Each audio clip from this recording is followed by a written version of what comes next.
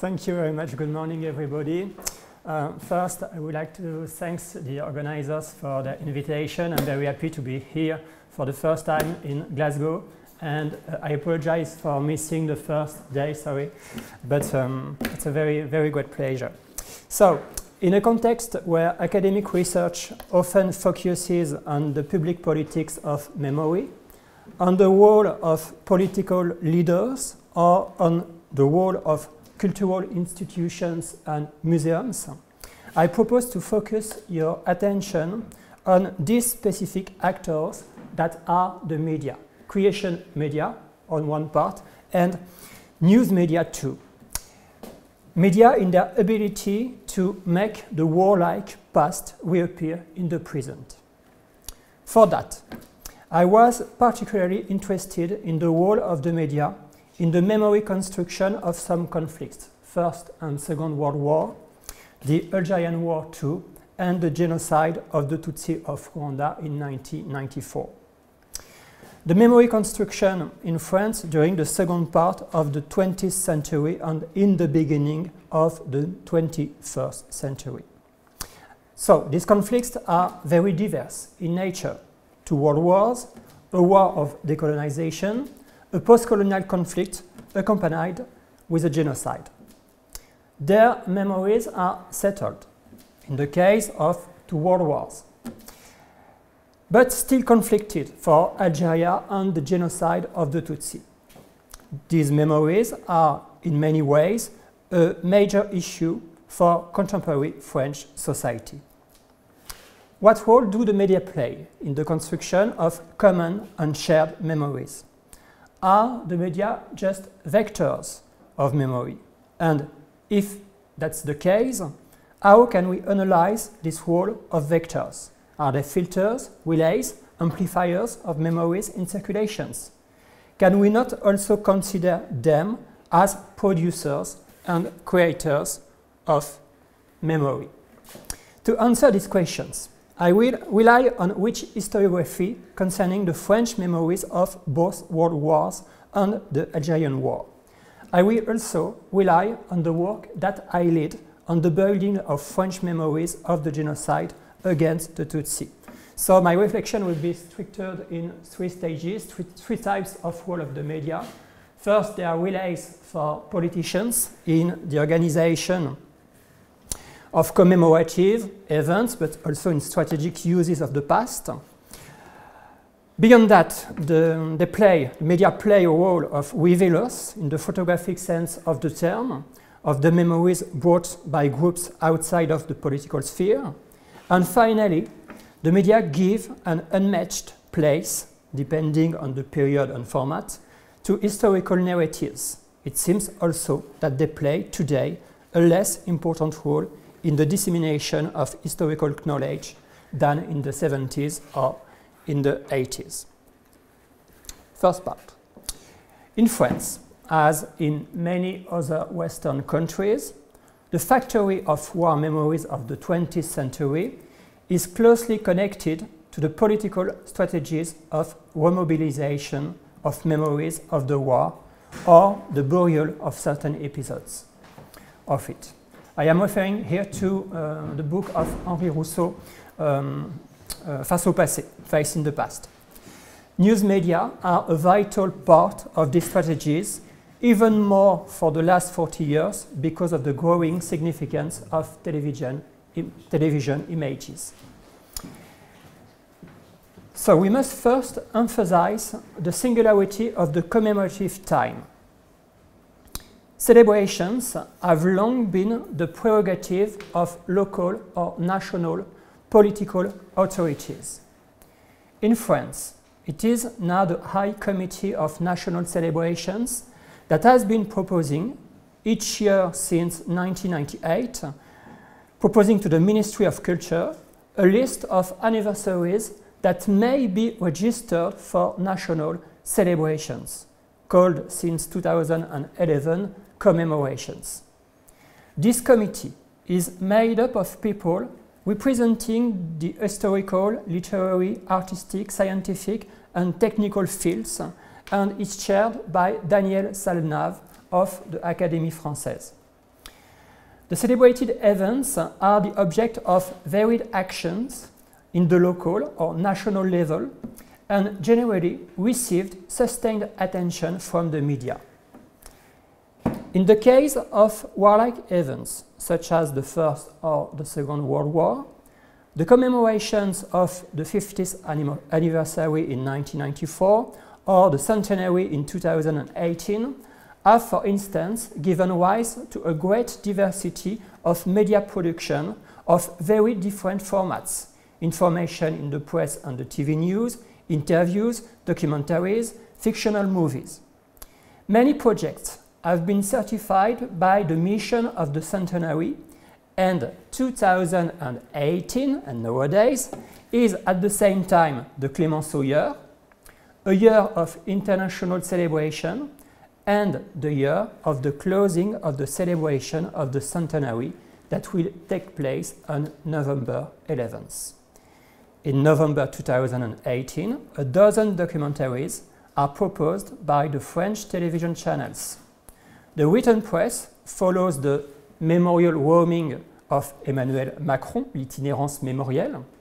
The ceremony of November 11th will benefit from special coverage related to the presence of 60 heads of states from all over the world to listen to Emmanuel Macron speaking under the Arc de Triomphe. These specific times that are official commemoration make it possible to reach a large audience through the dissemination of informative and educational productions with a wide audience. During these moments of official commemorations, politicians try to produce words and images that resurrect any facts, actors, and places in the present. These choices are made according to diverse criteria, which are often closely linked to the strategy of the political power. For instance, in 1964, the speech of the transfer of Jean Moulin's ashes in the Panthéon, donc le transfert des cendres de Jean Moulin au Panthéon, remained in memories via the tone and the voice of André Malraux. It was just as much a ceremony in the glory of the resistance fighter arrested to Caluire on June 1943, Jean Moulin, than an honor of the first president of the Fifth Republic, Charles de Gaulle. Here are some alternate shots of the movie at the French TV, where you can see the speaker, the official stand, and some archival material at the end of the sequence. I quote, "General de Gaulle is the only one who could call the resistance movements into union, because it was through him alone that France was fighting a single fight." Later, in the 80s and the 90s, this type of official ceremony was adapted to television formats in order to produce strong images and spectacularized stagings. The aim is to engrave in memories some scenes and symbolic gesture participating in what Daniel Dayan and Eliou Katz call ceremonial television, la télévision, la télévision cérémonielle. Voilà.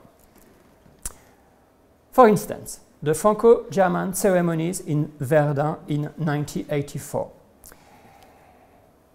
are one of the first examples of the decisive influence of television media on the devices of commemorative ceremonies. François Mitterrand and Helmut Kohl's itinerary was conceived according to the presence of the cameras, of the TV framing, in order to design the images with a strong symbolic impact. Sorry. So you all know this picture, but those ones are also thought to be very strong in the common imaginaries. Sometimes it is the spoken word that strikes us, like on the occasion of the speech of Jacques Chirac given on July 1995 on the occasion of the 53rd anniversary of the roundup of Veldiv. In this speech, Christine Albanel, Chirac's ghostwriter, finds words to recognize the responsibility of the French state in the deportation and the destruction of 76,000 Jews in Europe. I quote, "It is difficult to mention these moments because we can't always find the right words to remember the horror, to speak the sorrow of those who have lived these tragic events, those who are forever marked in their souls and in their flesh by the memory of those days of tears and shame. It is hard to talk about them because those dark hours forever tarnish our history and are an insult to our past and our traditions." Words that will be widely repeated and commented by the French media during the following days. Sometimes, the remobilization of the past by politicians aims at serving strategic interests, including outside official commemorative times. Nicolas Sarkozy, for instance, multiplied the initiatives between 2007 and 2012. He gave the speech in tribute to the resistance on the plateau of Glières in Haute-Savoie in 2007. This tribute then happened each year for the president during a kind of ritualized ceremony in the form of a pilgrimage and was widely publicized. In this case, the tribute to resistance is combined with a form of appropriation of its values. This ritual sounds like a reminiscence of another annual pilgrimage. I think of the ascent of the rock of Solutré, l'ascension de la roche du Solutré, by François Mitterrand on Easter Day. The ascent was supposed to evoke an oath made during the war between resistance fighters. This event became very common in the media and mundane in the late 80s.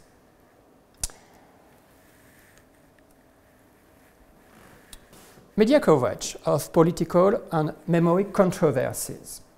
War memories are also widely mobilized by the news media on the occasion of political and memorial controversies. If the commemoration of the two world conflicts are now relatively agreed upon, let us remember the media controversy that followed the absence of speech and gesture of François Mitterrand during the commemoration ceremony of the roundup of the Veldiv in winter 1992, with a big angriness of one of his very close people, Robert Badinter. Let us remember too the recent debates and controversies aroused by Nicolas Sarkozy's proposal to make French school children sponsor a deported Jewish child. And this week, you probably heard about the controversy following an unfortunate, maybe, Macron's allegation, Macron's declaration that Pétain was a great soldier during the First World War. In these situations, the remembrance of the event is not under the control of authoritative political authorities. The media are relaying the controversy by handing over to political opponents, to the associations, to the survivors, or to their representatives. The media coverage of these controversies allows journalists to propose investigations, to deliver new testimonies, or to question the report of political leaders to the event. And for instance, in 1992, it leads them to return widely to the pro-Vichy past of François Mitterrand. The passage of time, the disappearance of some actors and advances in historical knowledge make it possible to resolve the controversy. It allows to get closer to form of consensus, allowing peaceful memories of the event. But in the case of recent events, such as the genocide of the Tutsi, the political controversy is still very violent. That's why the question of the role of France in Rwanda still generates many media productions, such as TV news, press investigations, documentary, and so on, and that outside any commemorative time. Because of the singular status of this event, because of the international dimension of its memory, and because of the war of memory about the role of France, we have known what I call two paradoxical commemorations in 2004 and 2014. And during these years of commemoration, the event was commemorated independently and even against the political power. TV news, documentaries, fiction movies, and the written press then come back to the event, including by the evocation of some ambiguities about France's role during the events. The narrative here escaped totally from the politicians, who could only remain at some distance from the controversy or take part in it. That was the choice of the former Prime Minister Manuel Valls during his policy statement of April the 8th in 2014. I do not accept the unfair and unworthy accusations that might suggest that France has been complicit in a genocide in Rwanda. France's honor is always to intervene between those at war. So, it is now necessary to take into account other actors and groups that carry and spread other war stories. Because news media are also good relayers of stories circulating about wars within any groups of actors or witnesses, but also in certain areas of artistic creation or on the judicial scene. First, visibility and invisibility of stories' narratives.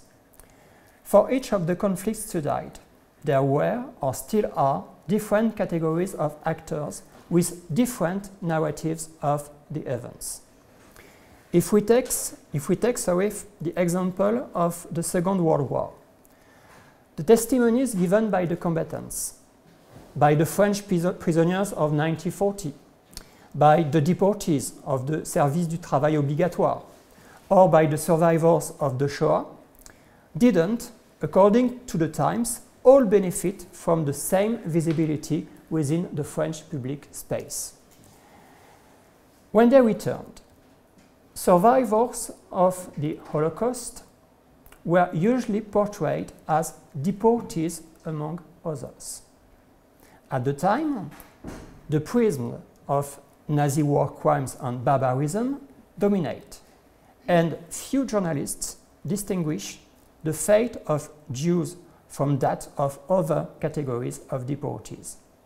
The testimonies of the survivors were thus hardly heard, even if any stories, Si c'est un homme of Primo Levi, for instance, published in 1947, circulated in the Jewish community and in Catholic and Protestant intellectual circles.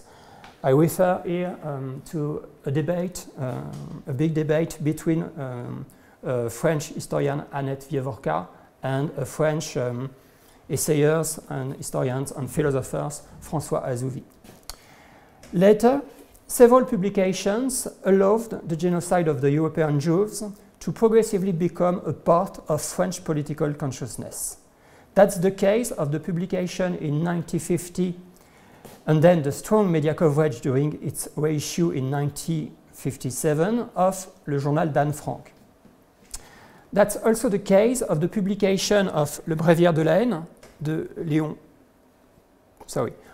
Poliakov in 1951.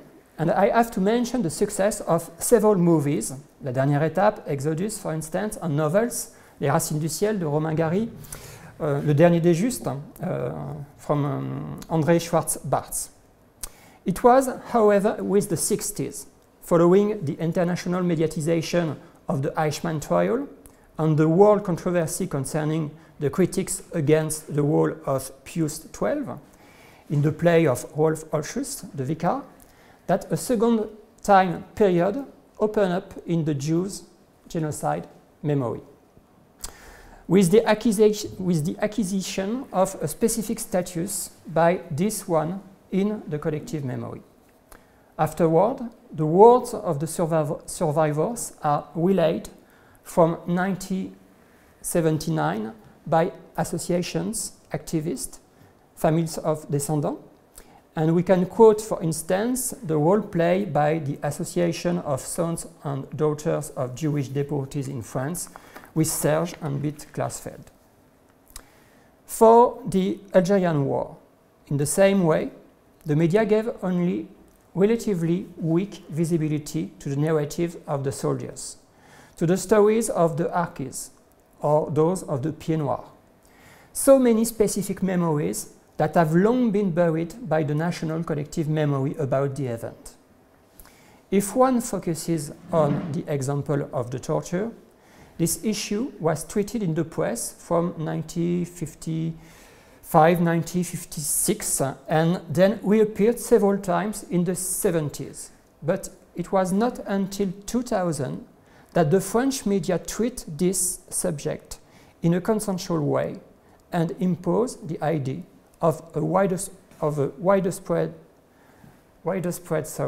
practice of torture within the French army. And in this respect, the 90s and the years 2000 seem to mark in France an increasing visibility of the stories carried by actors or witnesses of the events.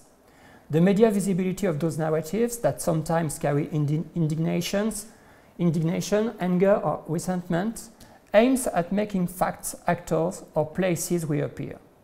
The requests for celebrations of the birthdays of Sétif and Guelma, the massacre of October 17, 1961, or calls for the rehabilitation of French soldiers of the First World War who were shot for rebelling, reveal memories where it is no longer a question of celebrating the death for France, but of emphasizing the death that happened because of France. I refer here to writings from Achille Mbembe or Daniel Bougnou, for instance. The visibility of artistic creations in the media. Artistic creation often relies on these stories to feed other images and other memories of the war. Theater, literature, comics, and even video games offer narratives and representations of the event likely to feed our own representations of it. The influence of certain productions and creators may even contribute to structuring collective memory of some events. So, for instance, in the case of the genocide against the Tutsi, the novels of Jean Hatzfeld, as well as his media presence, have helped to familiarize the French public with the world of genocide, to the hunting of neighbors on the hills of Nyamata, to the way in which the Tutsi were trying to hide in the marshes.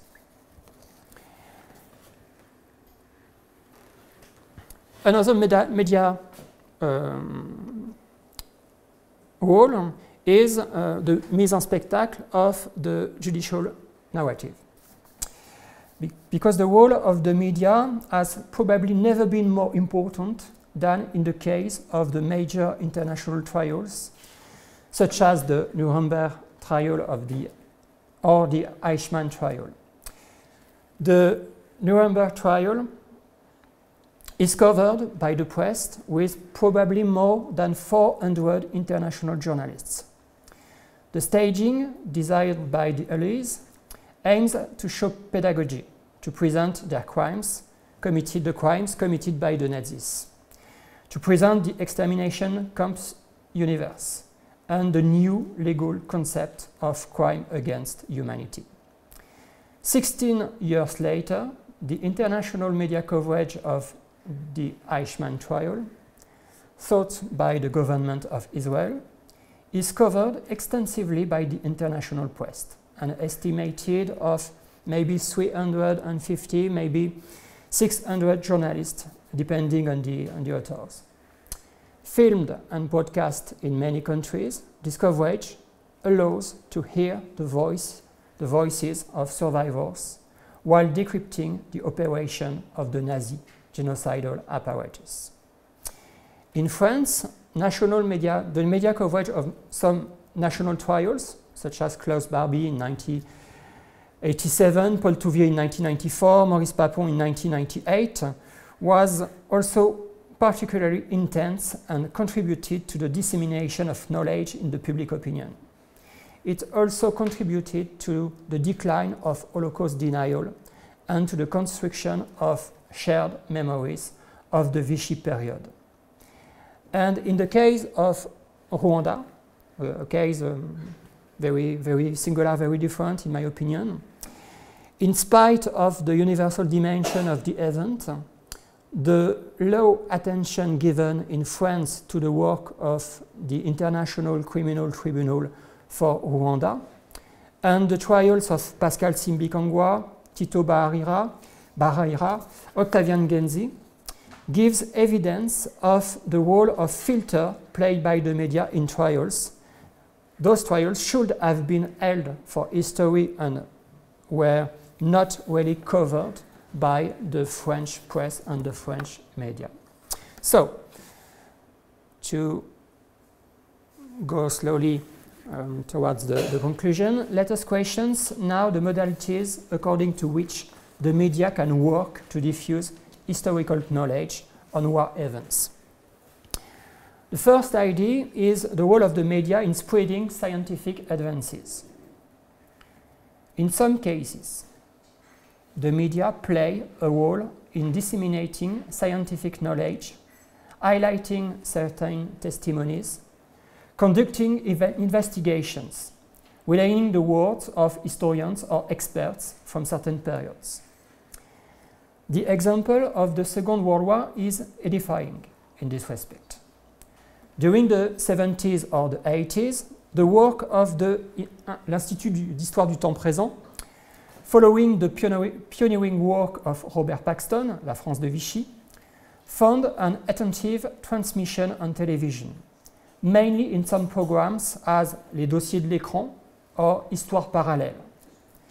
In the same way, cinema in all its forms, fiction, documentary, series, finds a powerful relay with the television which allows films like Shoah of Claude Lanzmann, first broadcast in TF1 in 1987, serials like Holocaust, the French diffusion is in 1979, the US in 1978, or documentaries such as Le Chagrin et la Pitié, first broadcast on TV in October 1981. It permits to benefit from an important audience, maybe 20 million viewers for the first TV broadcast of Le Chagrin et la Pitié. These productions undoubtedly allowed the generations born in the 60s or in the 70s to build another war memory of the war, another war memory than that of their parents. A memory which has progressively distinguished itself from the resistentialist myths so pregnant during the Fourth Republic and the presidency of the General de Gaulle. These formats have not disappeared yet, but they tend to be postponed to the second part of evenings or on specialized channels during the 90s or the year 2000. Moreover, they reach from now on a less wide public. However, television production such as Un village français or Apocalypse, both of which were launched in 2009, reach relatively large audiences, maybe 2.5 to 5 million French people for a French village, 6.5 to 8 million viewers for Apocalypse. These productions are not without asking many questions to historians, archivists, museum, and conservation professionals. And that's my last step. Without having the time to enter in great details in each of these debates, I just would like to conclude to say a word on 3 very important debates which show the tensions between the work of historians and that of the media professional who works on history and on the archive. The first debate is on docufictions and the creation of hybrid forms on television. I am referring here to the research of Isabelle Vera-Masson, where hybrid forms, introducing forms of fiction in documentary, cannot be considered as a specific of the last 30 years. For instance, you know the work of Jean Rouge, Robert Flaherty, or Peter Watkins. I think these forms have known a very recent success, as shown in the reception of Hôtel du Parc, Il voulait tuer de Gaulle, Qui a tué Jaurès, 14 des armes et des mots. These productions combine documentary investigation, creation of scenes played by actors, appearance of synthetic images, alteration of images. Their success can be explained by the recognition of the ability of film fiction to resurrect the past in the present, by a certain desire of the public, as well as by a consideration by historians of the literary dimension of their discipline. These creations, however, sometimes go against what is unique to history as a discipline: the certification of the proof, the authenticity of the document.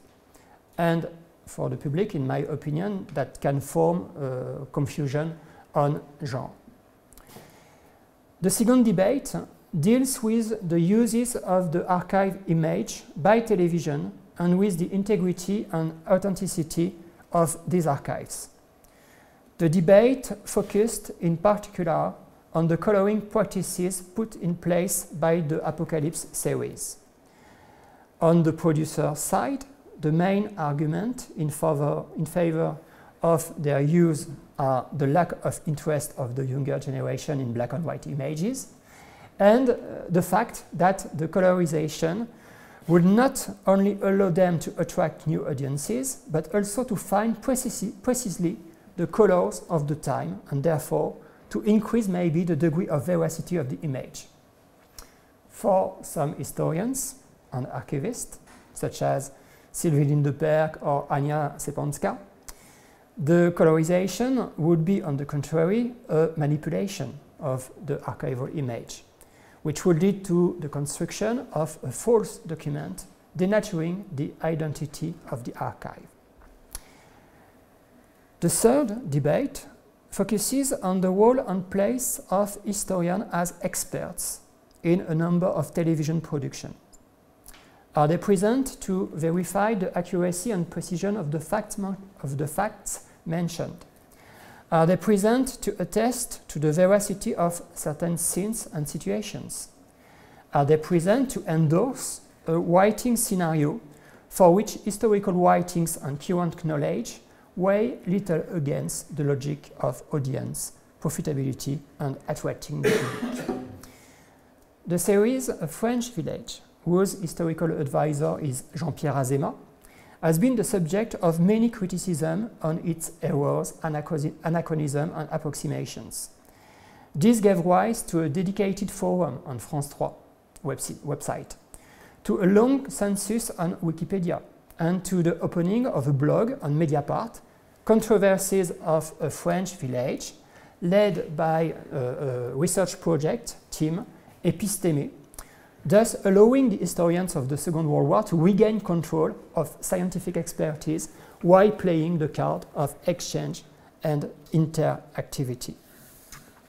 So, this reflection finally leads us to question the value that the media now give, mainly news media, to historians' work. Admittedly, historians remain present and summoned in courtrooms, in some radio programs, more rarely on television. They are consulted on what deserves to be commemorated. For instance, the CASPI Commission of Reflection on the Modernization of the Public Commemorations, and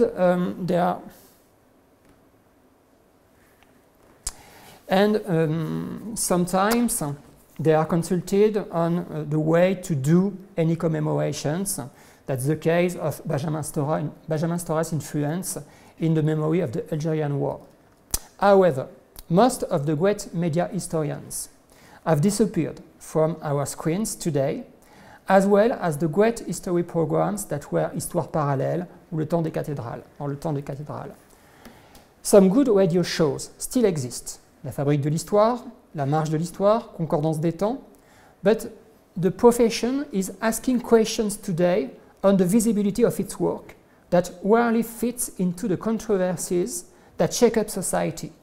The media's reasoning behind shows or TV debates that leave only a few seconds to develop a subject.